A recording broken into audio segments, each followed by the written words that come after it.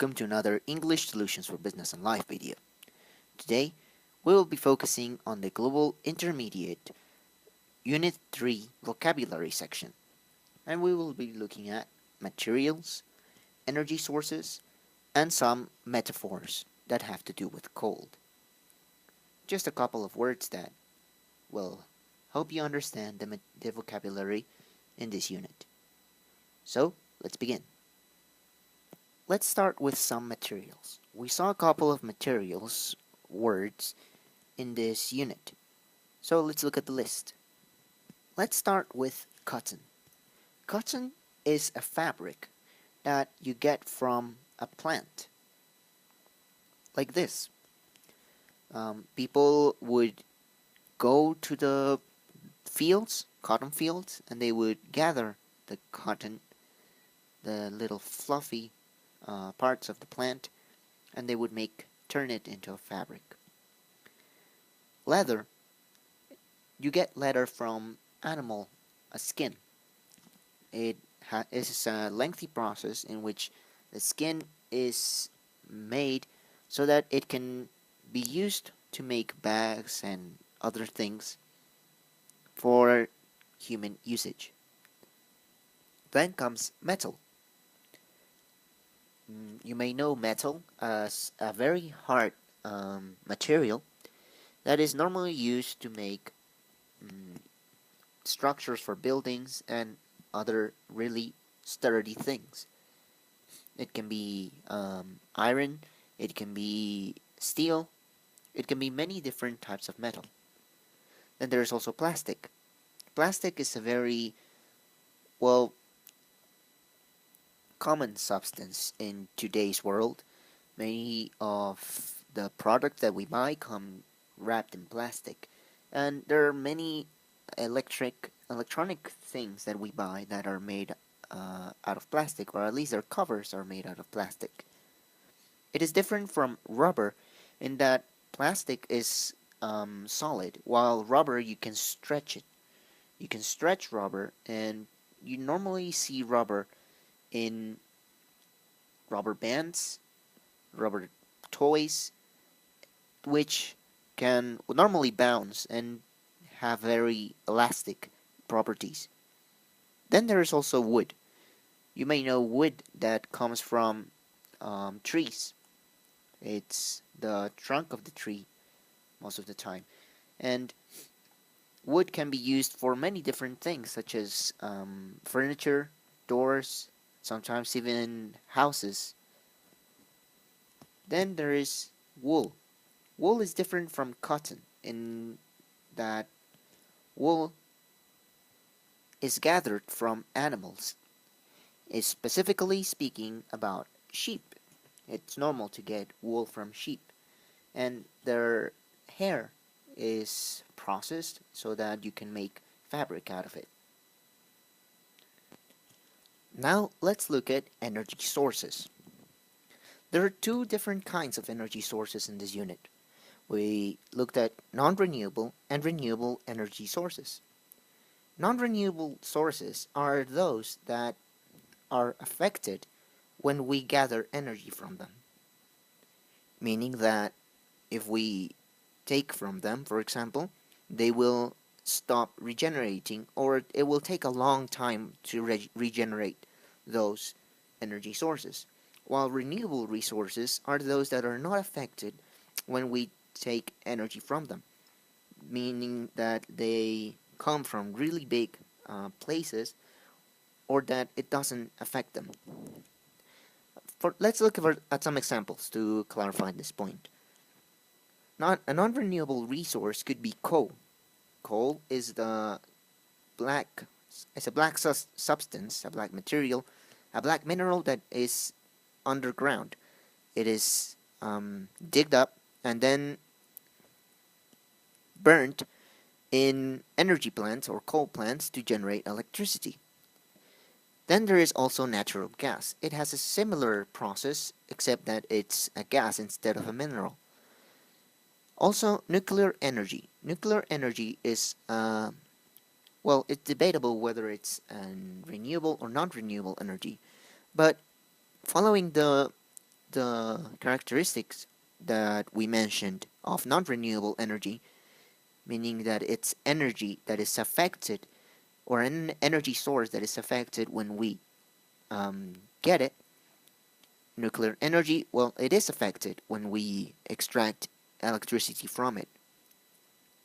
So we might end up finishing our uh, nuclear fuel resources, meaning that it would eventually finish. Now let's look at another one, oil. Oil is similar to coal and natural gas in the way that it's a fossil fuel. It's a black liquid that is dug up from underground, and it's used for mostly gasoline or car fuel. It's used for other things also, such as making plastic and other materials that we normally use today. So that's oil. Those are the non-renewable and energy sources. Then there is the renewable energy sources. As I mentioned, those are not affected or they're not altered when we gather energy from them, such as geothermal. Geothermal energy is the energy from the Earth's core. It's warmer underground, so that warmth, that heat, is used to generate electricity. Then there is the hydropower energy. Hydropower is an energy source that takes water, for example, tidal fluctuations, tides, and generates electricity from their movement. It is not affected when we take energy from them because it's a natural cycle. It can be in dams, water dams, or it's sometimes in coastal areas where the tide goes up and down depending on the moon and the tide most of the time. Then there is the solar power, solar energy. Again, that is not affected by us taking energy from it, as we just gather it from the sun, and the sun will keep giving us energy no matter whether we take it or not. So that's another renewable energy source. Then there's the wind energy. The wind is always moving, so it will not finish if we take energy from its movement, and it's also a renewable energy. So those are the energy sources that we saw in this unit. Now let's look at some cold metaphors. Metaphors that have to do with cold.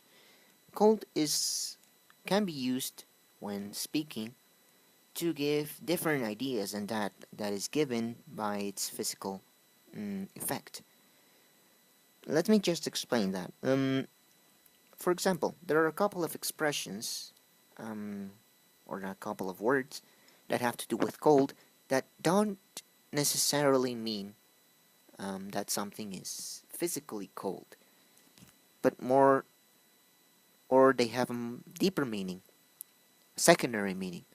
For example, cold blood means um, most of the time violently when someone is killed in cold blood. It means that it was violently, without any feelings or any mercy. It's a very bad, like, bad expression. So now let's look at another expression, cold shoulder. When someone gives you the cold shoulder, it means that that person is avoiding speaking to you. That person, it could be ignoring you, could be maybe not replying your messages. That means to give someone the cold shoulder. You could look at it as if the person is giving you their back, so as to avoid talking to you. Just an example.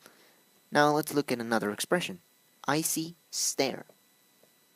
Most of the time, these cold expressions mean that people have or show no feelings. So an icy stare would mean that her eyes show no affection, show no feelings. Now, another expression is cold as ice. When someone is cold, as I said, it means that they don't show much affection, much friendliness. For example, you could say that your boss is cold as ice. He's not very friendly. He's not a very heartwarming person.